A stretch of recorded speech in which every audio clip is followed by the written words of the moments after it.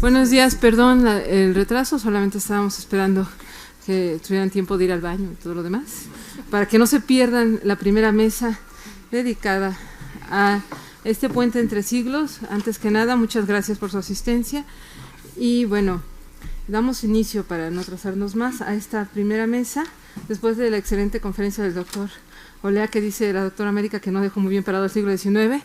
Vamos a ver que ellas lo van a reivindicar de pe a pa.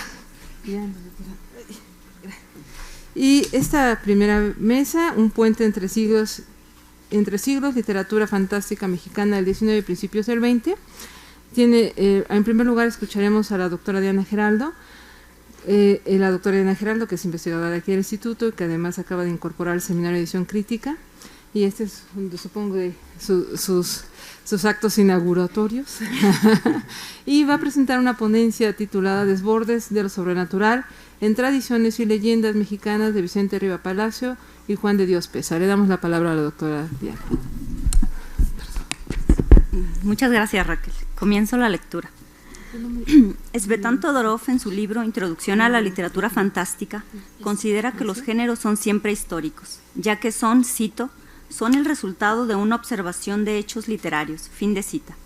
Todorov afirma también que los orígenes de la literatura fantástica se ubican en la Europa finisecular del siglo XVIII y que solo persiste en el siglo XIX. Una afirmación tan contundente reduce sin duda las posibilidades de trazar el desarrollo de lo fantástico en la época moderna, puesto que de entrada elimina toda posibilidad de que exista. Sin embargo, lo que me parece rescatable de su aproximación es la idea de ubicar la definición de cualquier género en relación con su contexto histórico y cultural. Esto cobra mayor sentido si pensamos en la escritura de textos de corte fantástico en el siglo XIX en México. Y aclaro que son de corte fantástico, pues aunque tienen elementos propios del género, no pueden ser clasificados, ni es mi intención hacerlo en este trabajo, rigurosamente como fantásticos. Así sucede con las leyendas decimonónicas, pues si los géneros son históricos, por tanto, la comprensión y función de los elementos que tengan matices o aspectos de fantástico, sobrenatural o maravilloso en el siglo XIX, necesariamente tendrán que ser explicados de manera distinta a cómo son entendidos los textos fantásticos del siglo XX. La delimitación de un género es un proceso de abstracción complejo y abarcador que implica de entrada explicar las coordenadas literarias de una época, es decir, definir la tradición literaria en la que éste se ubica. Al mismo tiempo, también requiere de un conocimiento profundo sobre el periodo y sus conceptos estéticos vigentes. A principios del siglo XX, los formalistas rusos señalaron con enorme lucidez que los géneros poseen la capacidad de renovarse en cada época al asumir nuevos rasgos formales y nuevas funciones. Un ejemplo de este proceso es la novela de aventuras, que ha existido casi desde los inicios del género novelístico, pero que alcanzó su cumbre en el siglo XIX. Nadie puede negar, sin embargo, que aún existe este tipo de formulación en aquellos relatos que tienen como eje estructural un héroe que vive una secuencia encadenada de peripecias.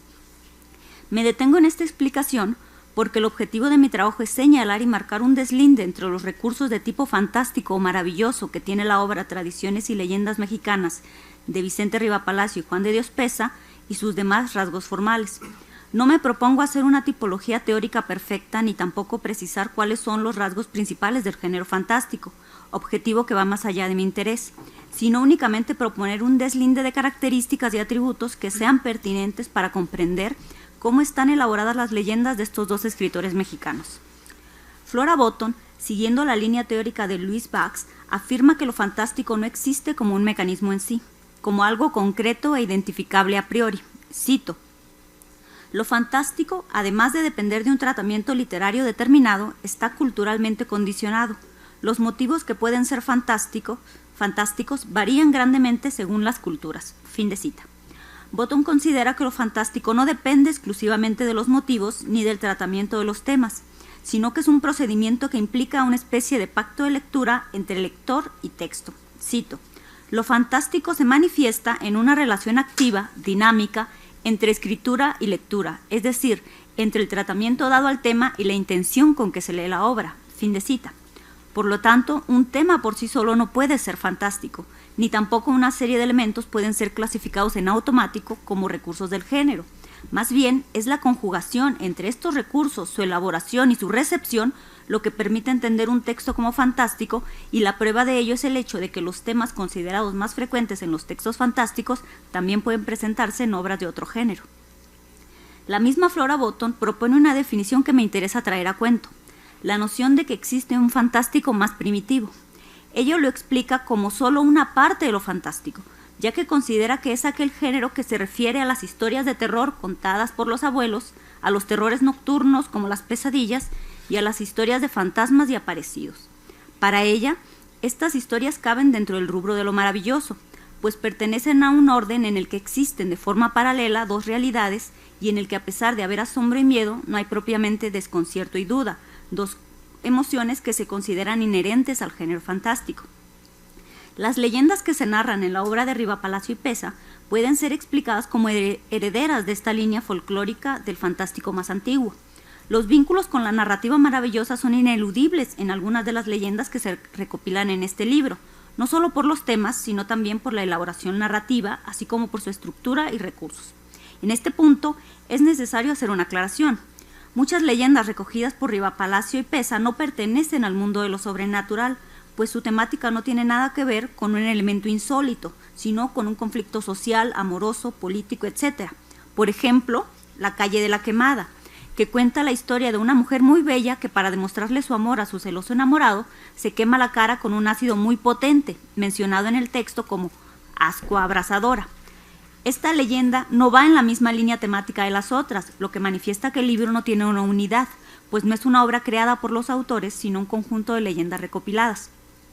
Lo que muestra la diversidad temática de las leyendas es que no se pueden clasificar categóricamente como un todo unitario. Se puede adelantar, sin embargo, que la construcción de muchas de ellas titubea entre lo fantástico primitivo y los recursos del relato maravilloso. El suceso o relato de tipo maravilloso, expone Botton, se presenta, y cito, cuando el hecho extraño no se puede explicar según las leyes del mundo conocido por nosotros, del mundo real, sino que obedece a otras leyes, a reglas que son las de otro sistema diferente del nuestro. A este mundo pertenecen los cuentos de hadas, muchos relatos folclóricos en los que intervienen criaturas como dragones, unicornios, duendes, gnomos, magos, brujas y hechiceros, todos los seres que habitan las viejas leyendas y los cuentos infantiles, dice Botton. Fin de cita. Desde esta perspectiva, las leyendas forman parte del mundo de lo maravilloso. Sin embargo, Botton también propone que el mundo real y el maravilloso conviven sin conflictos. No hay grandes choques, no hay incógnita, se conoce la diferencia de poderes, dice ella. Aquí convendría preguntarse sobre el temor y el espanto que producen los fantasmas y aparecidos de las leyendas. La misma Botton indica que ni los fantasmas ni los espectros forman parte de lo fantástico, pues de ninguna manera alteran ni ponen en peligro la coherencia del mundo establecida. Para ella, por tanto, los cuentos de fantasmas no son fantásticos. Es oportuno hacer una precisión. Más que decir que los fantasmas no son fantásticos, afirmación que se opone a lo que ella misma se negaba a admitir cuando discutía que lo fantástico no tenía temas propios o inherentes a este género, habría que precisar cómo se narró el relato del fantasma para observar si su presencia fue en efecto un desequilibrio del mundo o solo un ser sobrenatural que apareció en un universo que no parecía perturbado, aunque sea asustado por su presencia. Si se considera que las leyendas titubean entre lo fantástico y lo maravilloso, hay que agregar que por lo menos las que se escriben en el siglo XIX no pertenecen a un mundo muy antiguo en el que todavía, según las creencias, los hombres convivían con seres mágicos derivados de la imaginación popular. En el siglo XIX en México, las leyendas remiten a un mundo todavía cercano, la época colonial. No había ahí, por lo tanto, seres maravillosos en el sentido férico, pero sí espectros, muertos que deambulan por la ciudad o vagan en pena, brujas, diablos, ángeles, santos y vírgenes, nahuales, etc. Personajes de carácter religioso o mítico y, sobre todo, ciudadanos que habían vivido algún suceso asombroso que merecía ser recordado como parte del pasado histórico de la ciudad y de la nación, o porque habían vivido un acontecimiento que dejó algún rastro memorable en las creencias populares, o porque eran el elemento por el que se recordaba o identificaba un lugar, una calle, una ciudad, un edificio, etc. Hay, sin embargo, una excepción a este aspecto en el libro de Peza y Rivapalacio, la leyenda El Llano del Diablo. En este texto se narra la historia de un hombre ambicioso que, para obtener mayores ganancias económicas de su propiedad, decide hacer un trato con el diablo. El trato consiste en que el hombre dará al diablo como esposa a su única hija, una doncella casta y hermosa, si éste logra que su propiedad, ubicada por supuesto en un llano infértil, obtenga grandes riquezas. Haciendo trato con brujas, nahuales y demás seres diabólicos, el hombre se vuelve inmensamente rico, por lo que decide cumplir su palabra. Pero su hija, enterada de esta situación, se niega a aceptar la oferta de matrimonio, pues, cito, fue tan pura y tan cristiana que la legión inhumana no pudo jamás con ella. Fin de cita. El día de la celebración de la boda, la joven reza con fervor a los santos, implorando su ayuda, y al mencionar el nombre de Dios, la legión de demonios, alimañas, monstruos, dragones, nahuales, duendes y brujas que acompañan al diablo se estremecen y huyen asustados. En ese momento aparece de la nada un caballo que rescata a la joven y la lleva, sin saberse cómo, a un templo lejano. Mientras tanto, del cielo comienzan a caer cataratas de piedras incandescentes que hacen huir con pavor a los demonios. Este final acude al Deus ex machina, que es el recurso con el que muchas leyendas antiguas solían resolver los conflictos de los personajes. Finaliza el narrador diciendo con seriedad esta sentencia, cito, «Solo por milagro pudo ir a tan lejano templo, tan pronto, pero es ejemplo que yo no afirmo ni dudo». Fin de cita.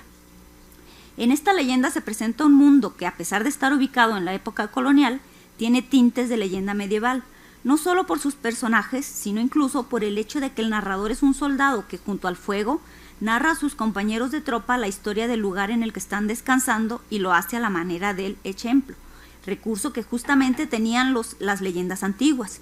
En esta leyenda todavía pervive el estatuto de lo sobrenatural al modo antiguo, es decir, la explicación de los fenómenos maravillosos de este mundo todavía se plantea en términos religiosos, es decir, lo bueno y lo malo, el bien y el mal, lo que alude a su vínculo con una tradición literaria previa a la Ilustración, en la que todavía se remitía, a motivos religiosos para explicar los hechos extraordinarios. Esta leyenda es además una lectura de la literatura europea, pues es indudable su relación con las leyendas medievales que con toda seguridad llegaron a Nueva España y se mezclaron con el imaginario popular, con las tradiciones de nahuales y sus seres mágicos con las tradiciones de nahuales y de seres mágicos de la tradición indígena mexicana. Por estos rasgos, como mencioné antes, es que considero que esta leyenda parece ser la única que remite a un mundo sobrenatural de tipo medieval, que no es propio del contexto histórico de la colonia, sino de un mundo todavía habitado por dragones, duendes, hadas y demás seres féricos de este tipo. Es una leyenda, en conclusión, que está dialogando con la tradición literaria de textos legendarios y de herencia popular. Como puede verse, las leyendas son un género muy flexible y multifacético, pues viven en interrelación con su medio cultural, su contenido temático varía según las épocas e intereses de los autores, las funciones que desempeñan son adaptables a una sociedad, los medios por los que se transmiten también son múltiples y su presentación formal es variable. Todas estas dificultades de caracterización del género pertenecen en realidad al folclore, que es el ámbito estético-cultural en el que se ubican las leyendas. Este vínculo con lo folclórico determina también que las leyendas posean un carácter popular y sobre todo que mantengan vínculos estrechos con una historia local, nacional o regional que era creída como cierta por aquellos que la escuchaban o por los que en una época más moderna la leían. Por este motivo, Isabel Quiñones asegura que las leyendas pueden ser localizadas en un entorno local determinado. Olea Franco dice que sería un trabajo ocioso, pero que se puede hacer. Ahora bien, la presencia de lo fantástico en el siglo XIX tiene su origen en el romanticismo literario, pues su permanencia durante todo el siglo tiene que ver con inquietudes ideológicas y estéticas que no necesariamente se ajustan a una escuela o a un grupo único. Es decir, en su estado polifacético, lo fantástico pervivió mediante distintos procedimientos de escritura y en distintos géneros narrativos y poéticos, uno de ellos las leyendas y las tradiciones.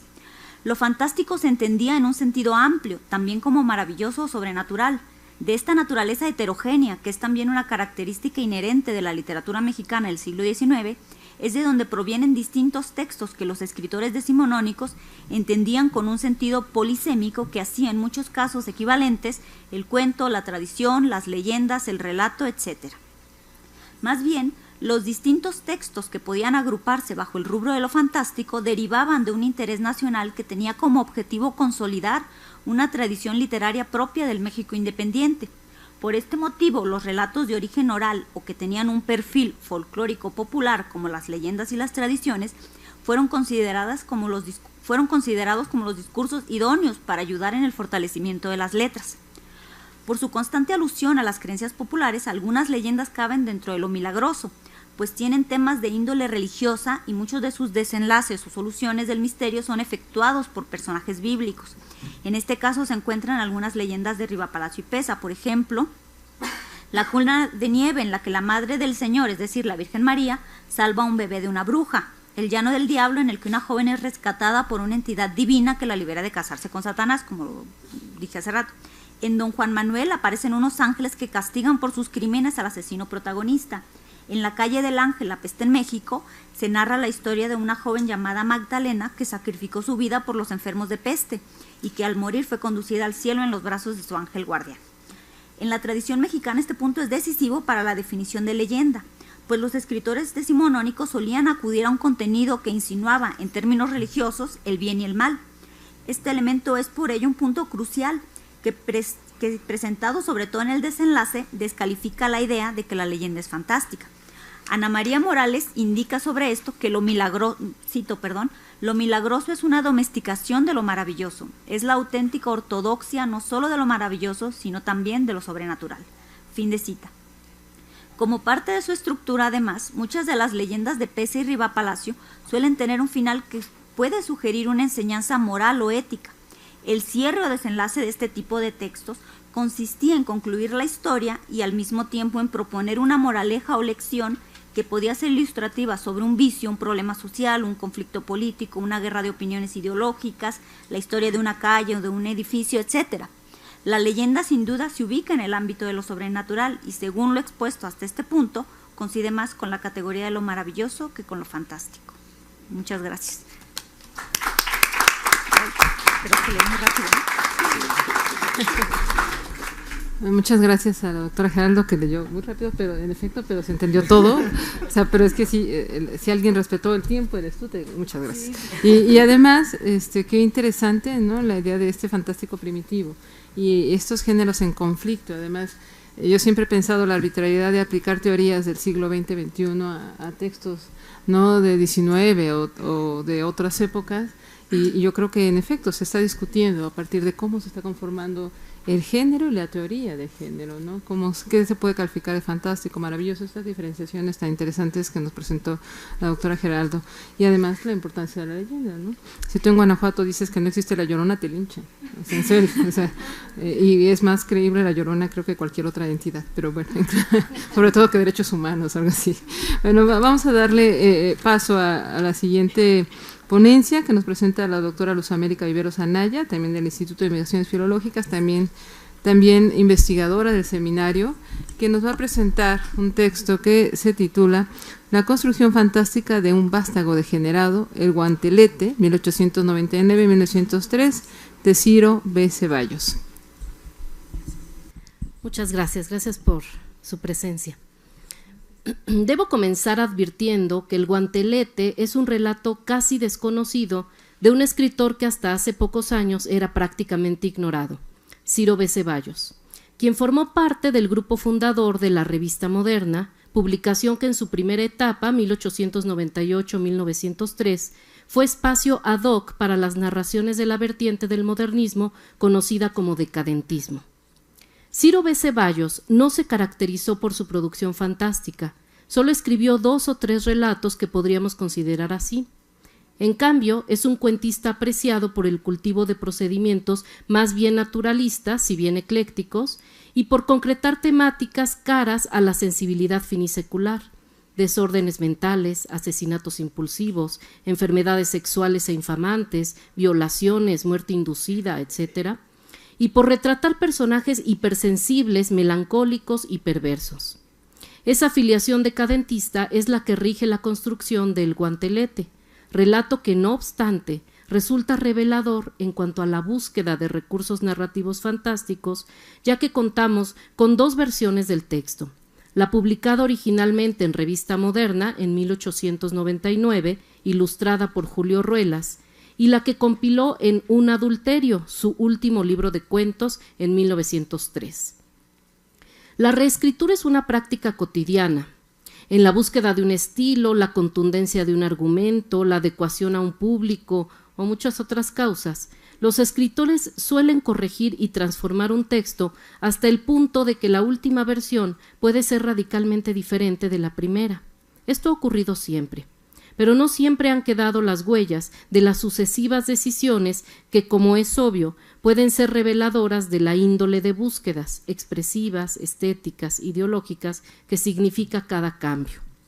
Ciro B. Ceballos se caracterizó por el uso de un lenguaje poco común, lleno de neologismos, de hipérbatos y frases cortas, calificado de violento las más de las veces, y tuvo predilección por las temáticas que cumplieran el sano propósito de espantar a la burguesía. Pues aunque durante buena parte del siglo XX la crítica afirmó que los modernistas vivían en su torre de marfil, los rescates y estudios posteriores han demostrado que seguían muy de cerca las ideas socialistas, comunistas y anarquistas, que dejaron su impronta en el entramado textual, pues el mero enfoque de problemas propios de las urbes suele encapsular un cuestionamiento de la ideología y los valores del floreciente capitalismo en el porfiriato. Junto con Bernardo Couto Castillo, Carlos Díaz Dufó, Alberto Leduc, José Juan Tablada, Antenor Lescano y otros pocos que están estudiándose o rescatándose, como en el caso de Francisco Zárate Ruiz, Ciro B. Ceballos fue lector atento del decadentismo francés, sin que su prosa deba explicarse solo como influjo europeo. En el bar y en las cantinas, donde hacían sus reuniones literarias y artísticas, el grupo conocido como decadentista solía denostar el nacionalismo literario de Altamirano, más que el nacionalismo histórico de los 60s y 70s, supervivencia que consideraban obsoleta. Y propusieron, en cambio, una estética que cultivara los géneros breves como el cuento moderno a lo Poe, las temáticas que ya referí y las alusiones a símbolos culturales que dieran otros contextos mitológicos diferentes al de la religión católica. Los decadentistas pretendieron crear con un lenguaje exquisito imágenes nuevas, inesperadas e impactantes. El anhelo máximo era cultivar el arte por el arte. De ahí que aborrecieran el papel ancilar que había tenido la corriente dominante en el campo literario. Ya era tiempo de que el texto se librara de la obligación de entregar una lección moral que educara al ciudadano. Si bien siempre estuvieron interesados en formar lectores, pero lectores para nuevas sensibilidades. Paradójicamente, al enfocar márgenes y subterráneos sociales, los escritores fueron, ipso facto, una fuente voluntaria o involuntaria de denuncia. En esos márgenes, en el caso de Ceballos, estuvieron principalmente personajes aristócratas, dementes, antisociales, bohemios, snobs o todo junto. El guantelete apareció en la Revista Moderna, publicación considerada vocera del modernismo. El texto estuvo ilustrado por Julio Ruelas, dibujante principal de la revista, que le dio una identidad visual novedosa y atrevida por lo decadente de sus temas. Estos antecedentes son importantes, pues en las siguientes líneas pretendo mostrar cómo el guantelete es un ejercicio narrativo que supone una búsqueda en la construcción de lo fantástico, búsqueda en la que está involucrada la ilustración misma de Ruelas. Adelanto de mis conclusiones que la solución fantástica de este relato fue solo un puerto intermedio en el devenir de una idea que Ceballos siguió madurando hasta culminar, desde mi punto de vista, en otro tipo de resolución por el camino de la infracción moral. Sin dar más vueltas, propongo el guantelete como etapa previa a la configuración de la novela corta Un adulterio, publicada en 1901 y retocada en 1903.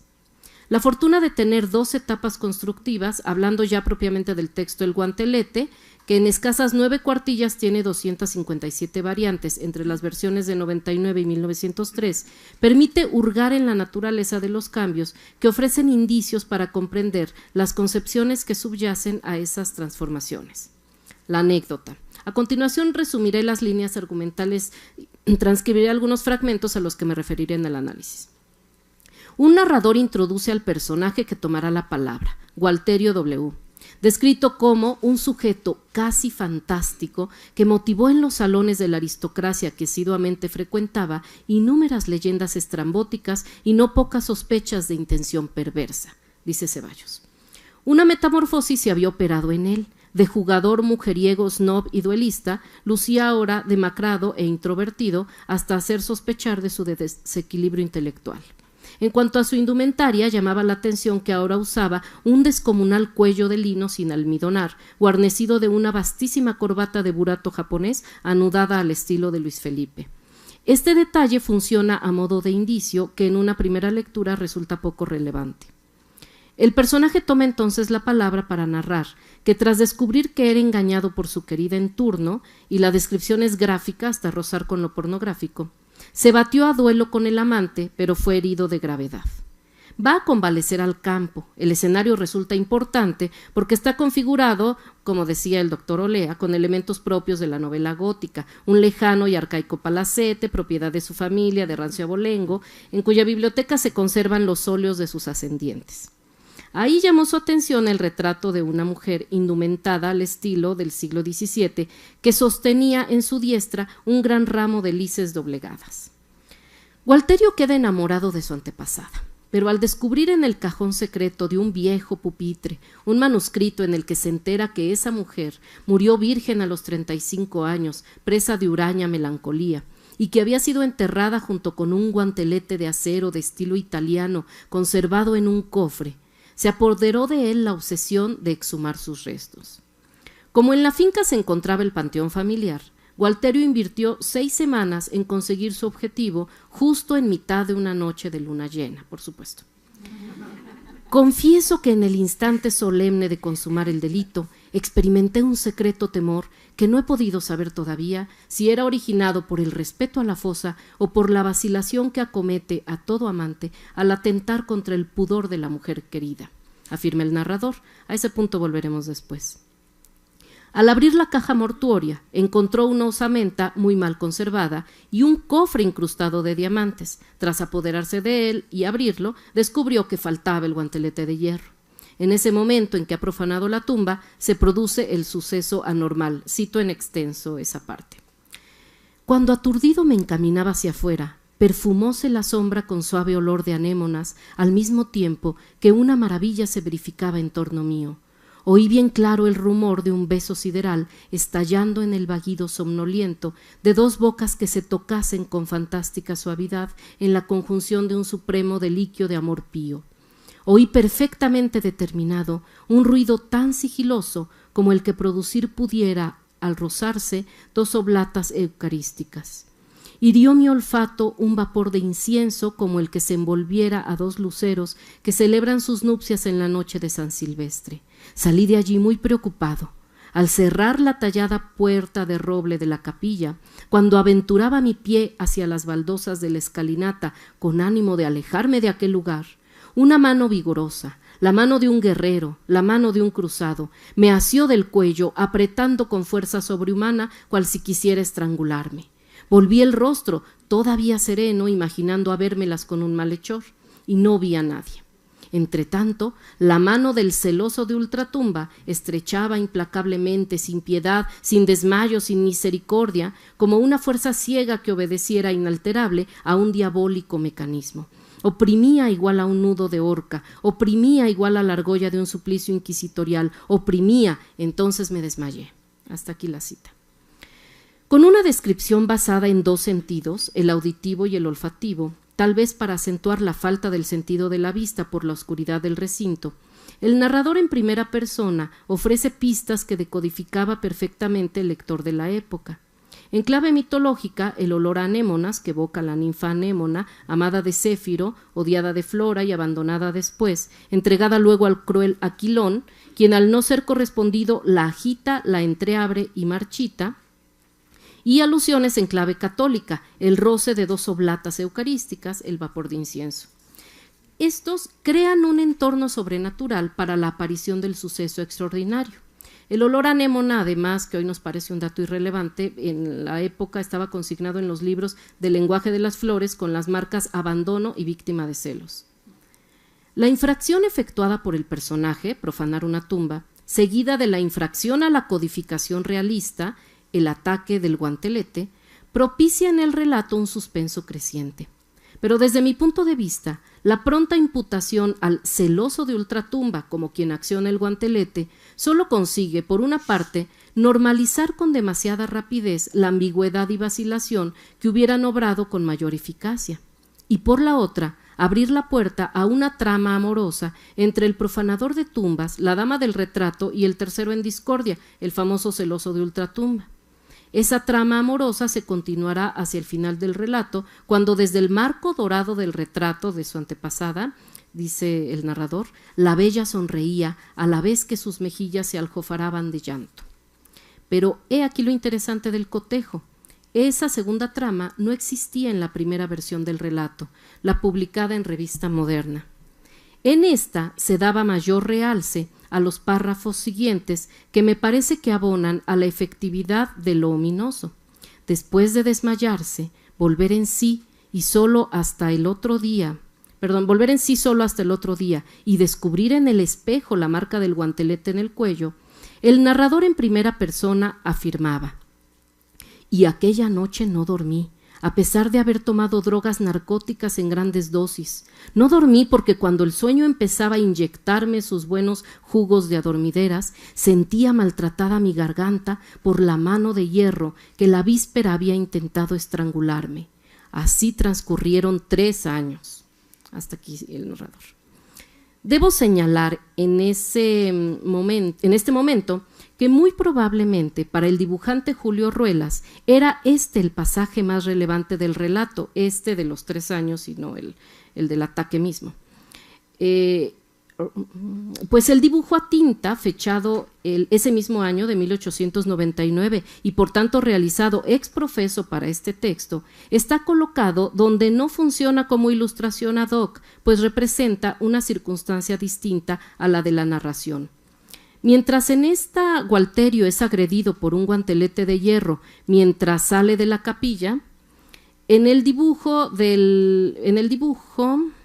el personaje está como recostado en una almohada, casi sugiriendo que hubiera despertado bajo el imperativo de la asfixia, y que en la oscuridad está representada por esos tonos cargados de negro, no puede asegurar quién o qué le está causando el daño, pues mira hacia el vacío, aunque al lector se aprecie claramente el guantelete. Esto ocurre efectivamente más adelante, en la imaginación de Gualterio, quien pierde la capacidad de conciliar el sueño ante el miedo de ser estrangulado.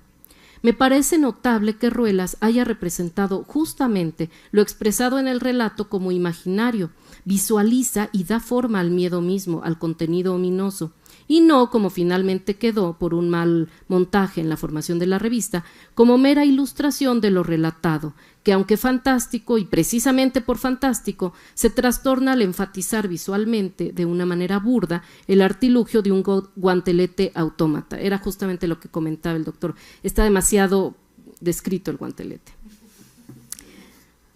Como señala Rafael Olea, la estructura del suspenso requiere de que se perciban los acontecimientos extraordinarios con 2 rasgos distintivos, la ambigüedad y la gradualidad. Por ello, la descripción de los sucesos suele no ser diáfana y definitiva, sino recurrir a modalizaciones verbales para atenuar las certezas. Un dibujo mal colocado enfatiza el realismo discursivo con el riesgo de crear en el lector, y más aún el lector positivista del Porfiriato, un rechazo al particular contrato de ficción del texto fantástico. El comentario del Porfiriato positivista lo hago entre burlas y veras, pues en las memorias Ceballos cuenta cómo asistían con sus contertulios del bar a sesiones espiritistas, apariciones de fantasmas, disección de cadáveres para verles el cerebro. El personaje, advierte Olea Franco, solo se convence de manera gradual de la veracidad de su percepción, ya que antes de ello puede ensayar diversas razones para explicarse el carácter extraño de lo que cree ver, desde un simple engaño de los sentidos hasta la probable locura o enfermedad. Y en este relato vuelve a aparecer el guantelete después de 3 años de no dormir, cuando Gualterio quiere suicidarse y el mismo guantelete se lo impide. Las variantes de 1903 básicamente tratan de dar énfasis y guiar la interpretación respecto del guantelete asesino. Además, resuelven una historia de amor entre el protagonista y la dama del retrato, que supone un público menos atento y más deseoso de obtener la recompensa por la certeza de los acontecimientos, un desenlace argumental o solución a medias que atenta contra los principios de lo fantástico. En ambas versiones, al inicio de su monólogo, Gualterio advierte que su caso no solo es anormal, sino fabuloso hasta tocar las fronteras de lo que no se cree. Y en ambas hay, al final, un oyente que lo increpa. Mi pobre amigo, dice el relato, decididamente tienes tan superabundante imaginación que un bello día habrás de ser alojado en un hospital de lunáticos. A lo que Gualterio responde con la acción que culmina el relato, que es la de descubrir su cuello para mostrar en su carne blanca la marca renegrida de una mano de hierro, la señal del guantelete. La contundencia del moretón en el cuello como evidencia del suceso extraordinario nos remite, tal vez sin tomarnos demasiadas libertades, al vampirismo, y eso abre una veta de interpretación que no desarrollaré aquí. Quiero terminar aludiendo al concepto freudiano sobre lo siniestro u ominoso como la manifestación de algo reprimido que retorna y causa angustia, para señalar la índole sexual del ahorcamiento por guantelete. Pues ello me permite explicar que la búsqueda fantástica de Ciro Benjamín Ceballos fue principalmente una solución escabrosa e impactante al personaje snob depravado que ensayó por aquellos años. La profanación de la tumba está configurada con carácter sexual en múltiples alusiones cultas y menciones directas.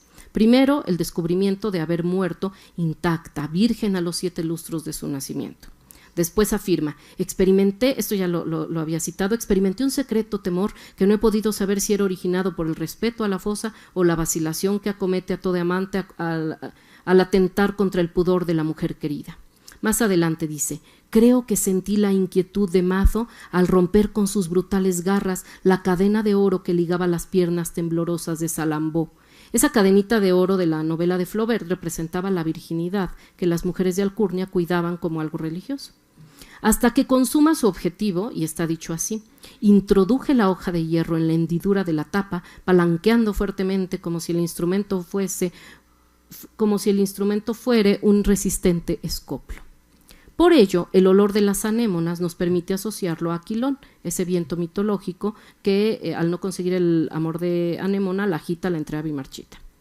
El terror a la venganza se origina por el suceso inmediato a la profanación, el primer ataque del guantelete, terror que se mantiene durante 3 años en los que ha minado su capacidad de conciliar el sueño.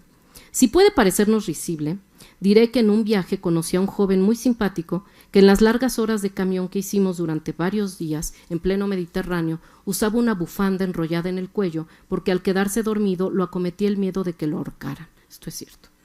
Gualterio W. era un enfermo de concupiscencia y llevaba una vida emocional bastante precaria. Esa configuración cara a los modernistas decadentistas la repite Ceballos en el relato que dará título a su último libro de cuentos, Un adulterio, obra que ya no propone una infracción en las fronteras de la codificación realista, sino en las de los parámetros morales, pues teniendo como base unas líneas argumentales muy semejantes a las de El guantelete, el episodio que irrumpe no es fantástico, ¿o sí? Es una solución zoofílica que atormentará y ahí sí matará a su personaje, otro vástago degenerado, que huye de la ciudad para encontrar también la paz en el campo. Como dato interesante, ese relato también fue ilustrado por el genial Julio Ruelas. Gracias.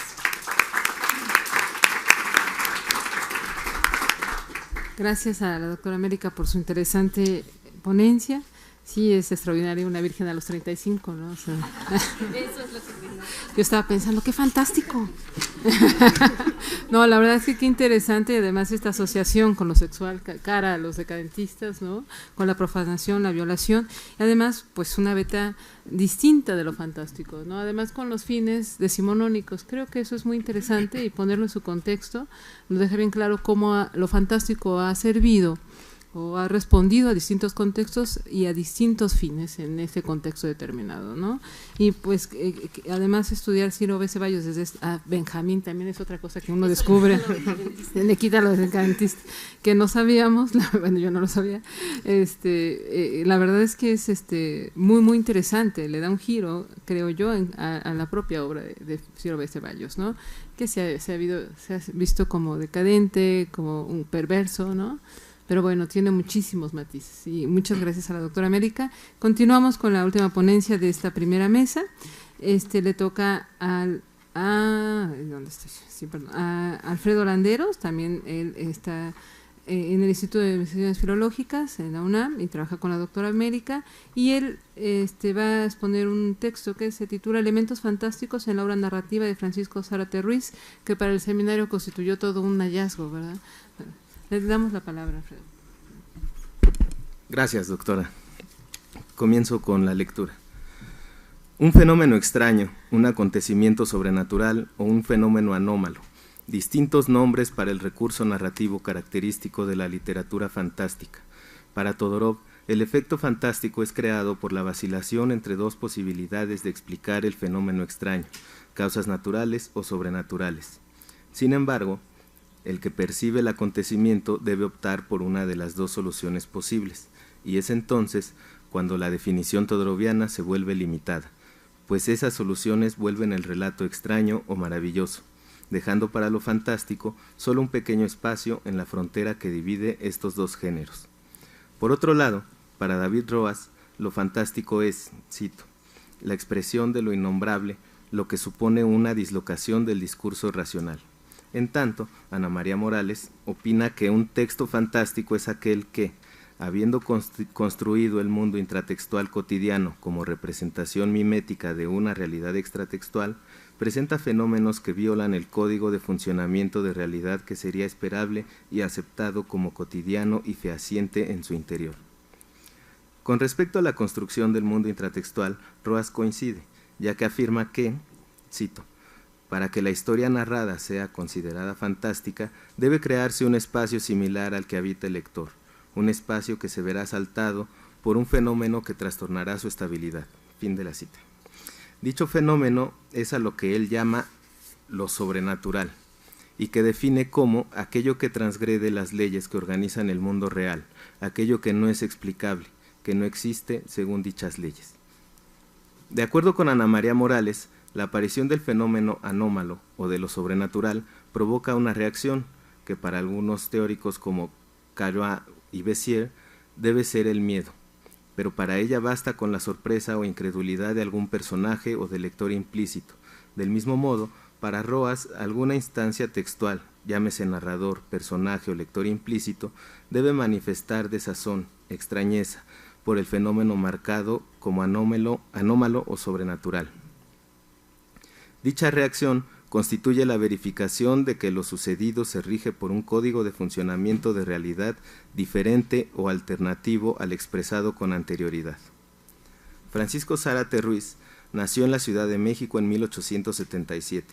Comenzó a figurar en la escena pública a partir de 1896, cuando era redactor del Monitor Republicano, pero fue en Revista Azul donde hasta ahora he localizado su primer relato, titulado Historias vulgares, pobre. Fue prefecto de la Escuela Nacional Preparatoria en 1897 y representante de la Compañía de Circo de los Hermanos Orrin en 1898. Ello explica su conocimiento de primera mano en el mundo que ficcionaliza en los relatos reunidos en Cuentos Funambulescos de 1903. A partir de febrero de 1900, se hizo cargo de la Secretaría Particular del Gobernador del Estado de México, José Vicente Villada, y en abril de 1901 fue nombrado oficial mayor del Gobierno del Estado de México. Como producto de su estancia en Toluca y de la relación aparentemente cercana que tuvo con el gobernador, en 1901 vio la luz su libro Toluca Antigua y Moderna, álbum del Estado de México, la administración del general Villada. Posteriormente publicó, junto con Federico García y Alba, Hidalgo Moderno, álbum descriptivo del Estado, en 1903. Para el año de 1902 figuró como director del periódico oficial del gobierno de Michoacán de Ocampo y, en Morelia, colaboró para los diarios Primaveral, El Estudiante y El Voto Michoacano. En la Ciudad de México colaboró para los periódicos Gil Blas, El Monitor Republicano, El Nacional, El Imparcial, El Mundo Ilustrado, El Tiempo Ilustrado y las revistas Revista Azul, Revista Moderna y Sabia Moderna. A partir de 1896 y hasta 1907, año en que murió, existen varios relatos publicados en los distintos periódicos y revistas para los que colaboró. Fruto de esta actividad literaria, existen 3 volúmenes de cuentos titulados Cuentos de Manicomio, los que no llegan a San Hipólito, de 1903, los ya aludidos Cuentos Funambulescos del mismo año, y un volumen que hasta ahora no he podido ver, pero del que hay comentarios en la prensa y hasta un relato. Me refiero a Cuentos Mexicanos de Moral de 1902. El resto de su obra ha sido prácticamente ignorada por la crítica. Es relevante señalar que, pese al desconocimiento en general del autor y su obra, 2 de sus relatos han sido recogidos en antologías. En Cuentos Mexicanos del siglo XIX, de 1946, antologada por José Mancisidor, y Antología del Cuento Siniestro Mexicano de 2001, de Rafael David Juárez Oñate, aparecen El río hondo y La cabeza del muñeco. Este último también fue antologado por Dolores Phillips López en Cuentos Fantásticos Modernistas de Hispanoamérica del 2003. En la búsqueda de la obra del autor he encontrado un total de 43 relatos, 4 de los cuales me parece que configuran claramente una intencionalidad de ficción fantástica, como propondré a continuación. Para el análisis que aquí realizo utilicé 4 cuentos. ¿Quién soy yo?, de 1898, Cuentos del manicomio, Valpurgis, de 1899, Una venganza, de 1899, y La cabeza parlante, de 1900, publicados en El Mundo Ilustrado, semanario ilustrado dirigido por Rafael Reyes Espíndola. En ¿Quién soy yo?, se narra la historia de un hombre que experimenta delirios aparentemente causados por el miedo que le provoca un duelo inevitable.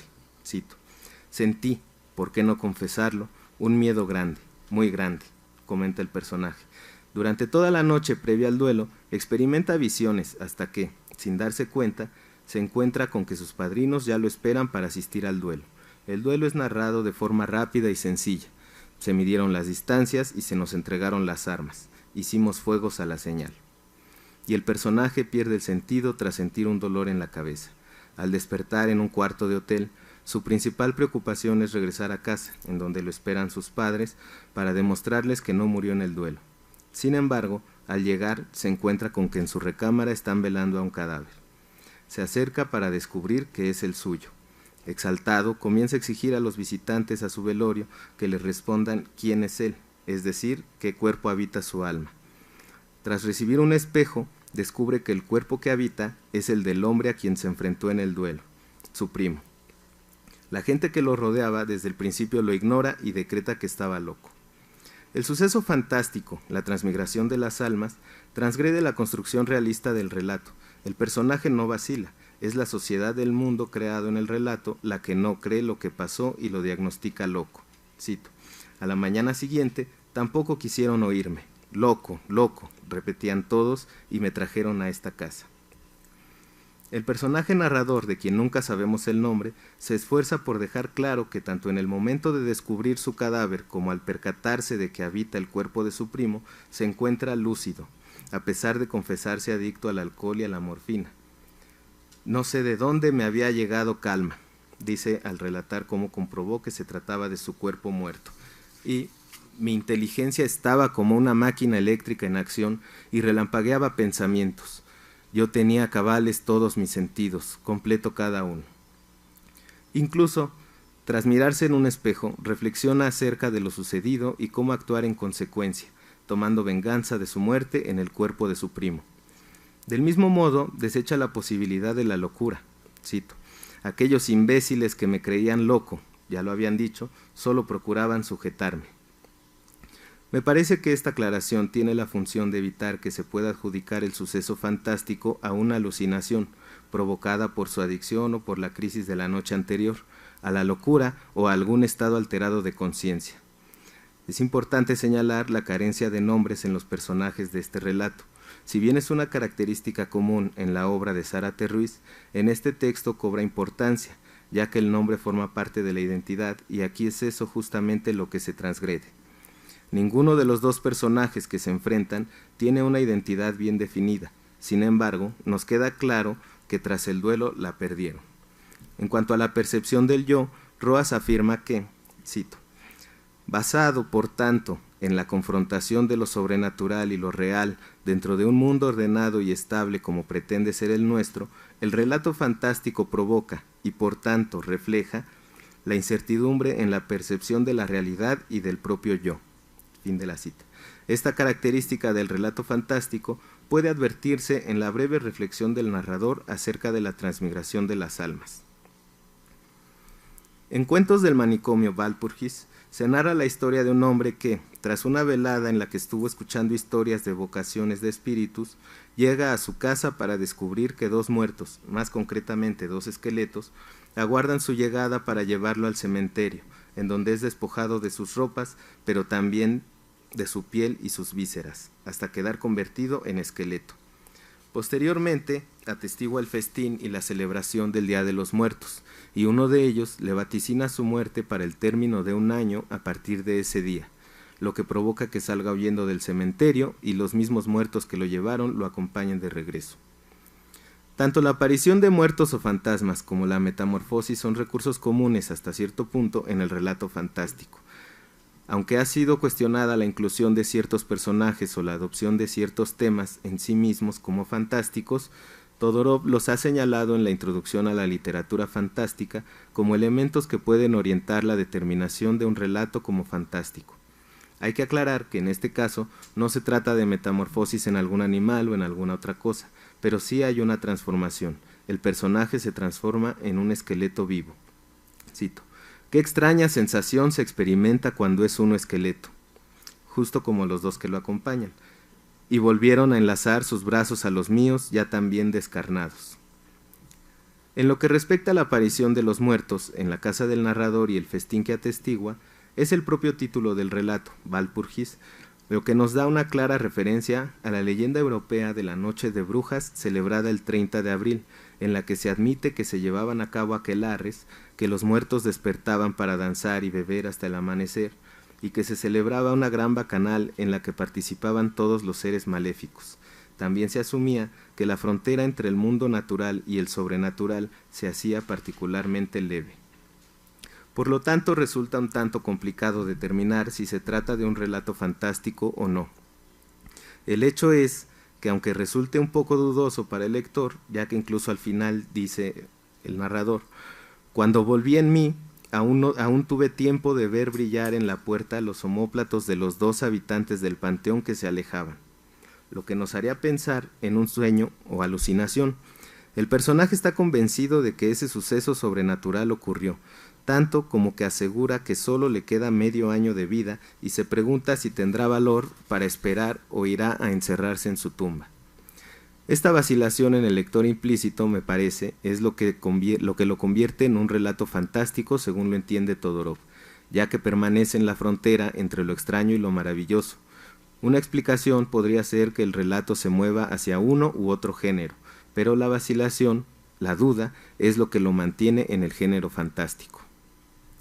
El relato titulado Una venganza cuenta la historia de un naturalista solitario, quien se encuentra con un ejemplar de lagartija a la que recoge para su colección. Al observar los estertores con que muere la lagartija, el naturalista siente remordimiento por todos los seres vivos que ha matado solo porque le parecieron hermosos. El canto de un par de grillos y un moscardón le hacen pensar qué pasaría si los deudos de los animales muertos por naturalistas se vengasen.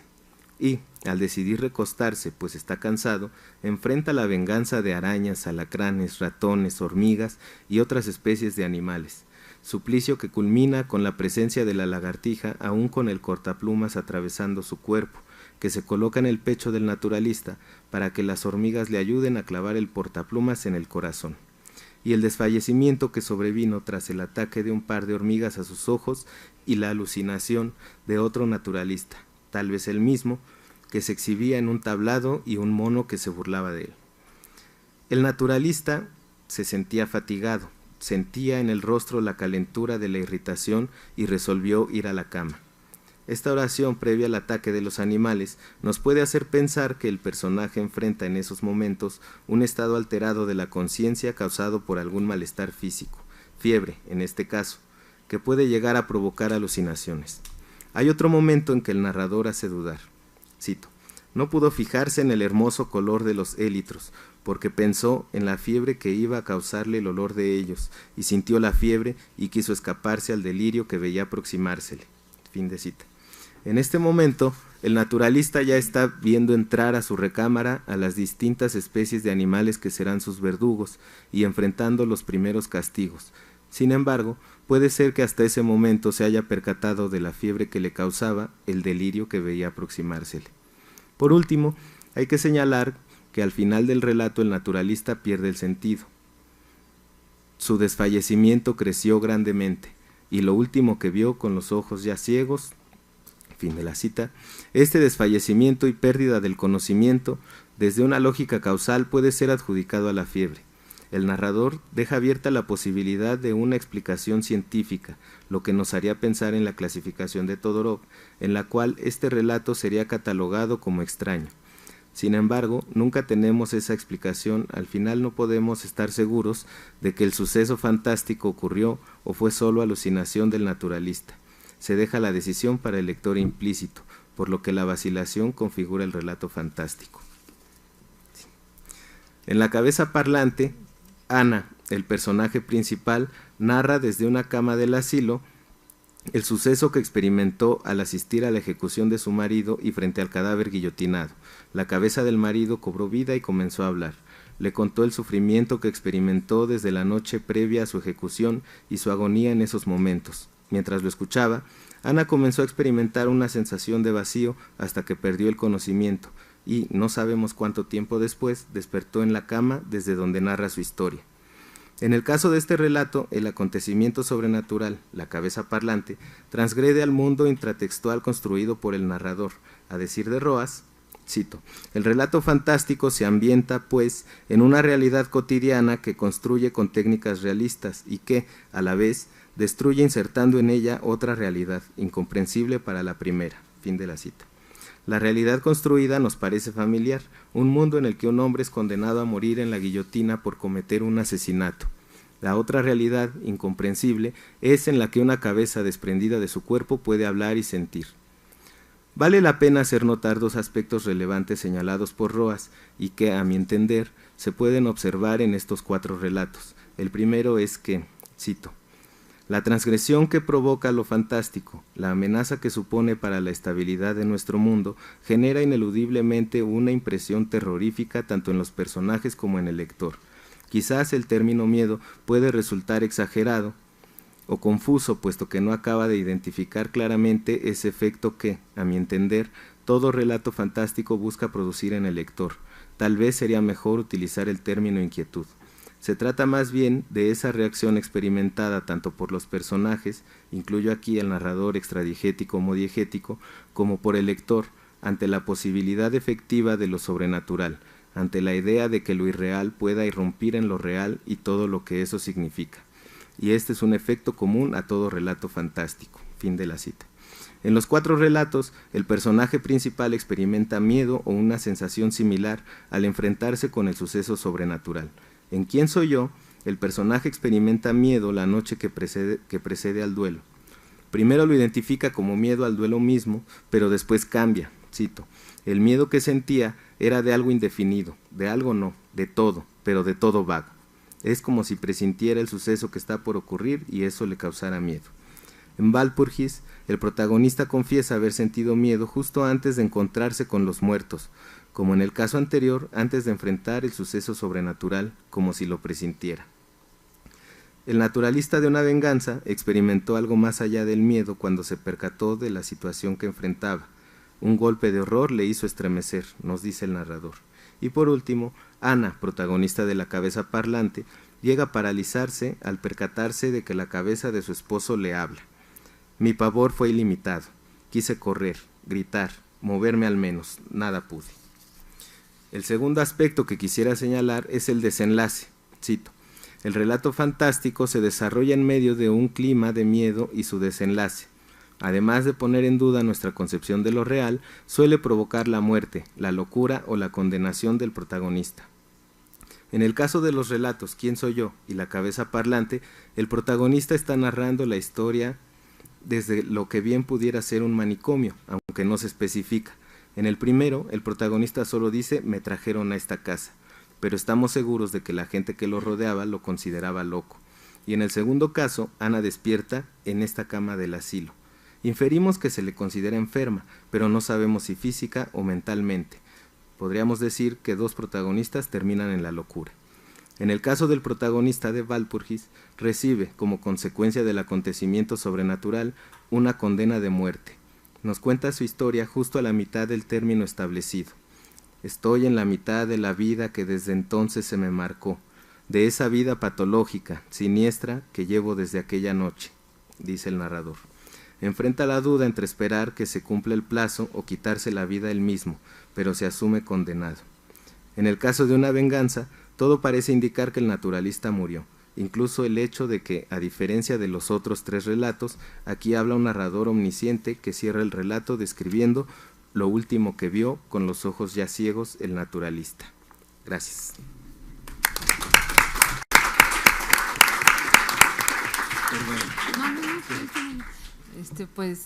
Yo creo que han reivindicado el siglo XIX, después y bueno, relatos muy interesantes, poco conocidos, que están jugando entre la maravilla, lo fantástico, el género, lo sobrenatural.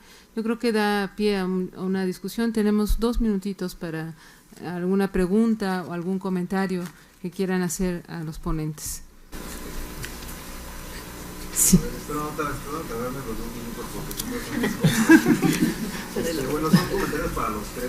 El primero es para ti, que habla sobre las tradiciones y leyendas, ¿no?, de Vicente Riva Palacio. Olea, cuando lo expuso, habló sobre lo maravilloso, pero yo entendí lo maravilloso como, por ejemplo, la fantasía que es creíble en el mundo, ¿no? Pero tú le das una connotación distinta cuando hablas de lo maravilloso. A mí se me afiguró que cuando hablabas de lo maravilloso se me afiguró más bien a lo que Carpentier dijo sobre el Real Maravilloso, porque es sobre esta tradición de leyendas y todo esto, ¿no? Como que yo sí lo sentí, o sea, como que sentí que ambos le dieron una connotación distinta a lo maravilloso, tú y Olea, ¿no? Y además aquí hay otras cosas que me llamaron la atención, que es la concepción de lo que es el fantasma, ¿no? Por ejemplo, porque yo no sé si de manera consciente, pero como que yo capté 2 definiciones de fantasma. La primera es el fantasma popular, ¿no? Que por ejemplo sería el náhuatl, ¿cómo se llama? Por ejemplo, la Llorona, la plancha. No es un fantasma, en serio. Bueno, no fantasma, pero sí existe. No sé cómo definirlo. Y en cambio ya, por ejemplo, en el siglo XIX ya son fantasmas que son como ya más concebidos, ¿no? Ya creados como fantasmas de autor, yo lo llamaría así. O sea, ya algo así, ¿no? Podría ser. Como que ya definidos o sea, un fantasma ya creado, ¿no? Y bueno, para ti sería más o menos. Bueno, el concepto de lo maravilloso que yo manejo en realidad es el de Olea Franco, sí, que es un mundo en el que los hechos extraordinarios no forman parte de esa concepción de realidad que está creada ahí. Sí se asustan los personajes, sí hay destrucción, hay eventos extraordinarios, pero incluso hace un momento la definición que dio Olea de lo fantástico me pareció que era ideal para Riva Palacio y Peza, que dijo en lo fantástico del siglo XIX, que lo fantástico del siglo XIX se debe de entender en un sentido muy, muy amplio, y en el caso de Riva Palacio, pues se tiene que hacer el deslinde entre lo fantástico y lo maravilloso, pero aquí lo maravilloso es, como dijo hace rato Olea, los personajes no ven ese evento como extraño, forma parte, o sea, para estos personajes los diablos existen, y que te lo topes en la calle es normal.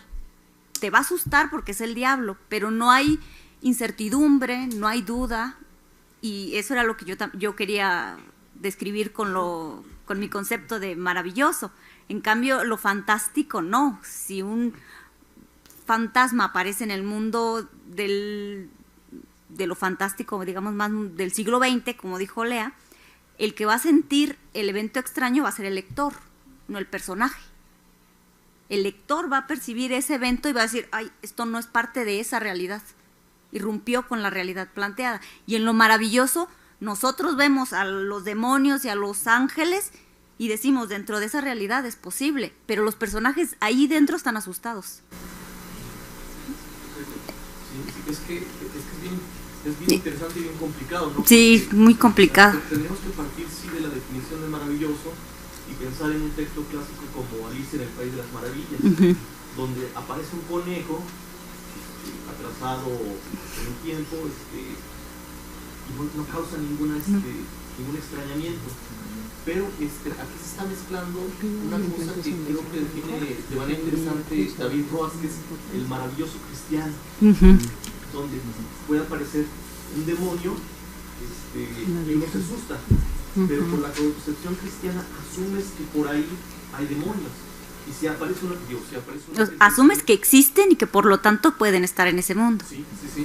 Yo a lo mejor se me aparece un ángel y yo me voy a asustar, pero si tengo una visión cristiana.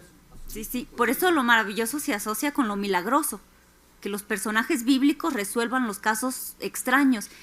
Y Ana María Morales, que fue la cita que puse, dice, lo milagroso es una domesticación de lo maravilloso, porque lo milagroso forma parte de ese concepto, que no tiene nada que ver con la concepción de maravilloso de Carpentier. Lo real maravilloso de Carpentier es un concepto muy distinto que incluso solo sería conveniente para los textos del siglo XX. Las tradiciones y leyendas yo creo que no las definiría con el concepto de Carpentier, a pesar de que Carpentier tiene un concepto también de las creencias populares y de lo folclórico, pero no es igual. Y no parte de ahí. Perdón, está muy bien la discusión. Puede ser, disculpen, pero bueno, es para no atrasar las siguientes mesas y estar un poquillo a tiempo. Les agradecemos su presencia y por supuesto tenemos 2 minutitos de receso para continuar con la siguiente mesa. Muchas gracias.